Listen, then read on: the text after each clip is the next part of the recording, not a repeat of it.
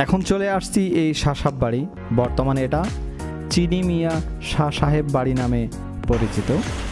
এখানে চিনি মিয়া শাহ সাহেব বাড়ির পাশেই যে বড় মসজিদ আছে এবং এই গ্রামেরই যে একটা পুরনো ঐতিহ্য মসজিদ বলা যায় এই বামুনসুর গ্রামের, এবং এই গায়বী মসজিদের পিছনেই একটা কবরস্থান আছে।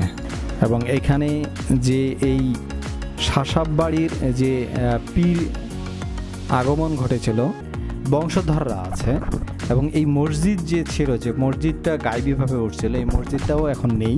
এই পীরানে পীর তাগনিশির বংশধরদের বংশধরদের কথা অনুযায়ী, এবং এই পীরে পীর তাগনিশি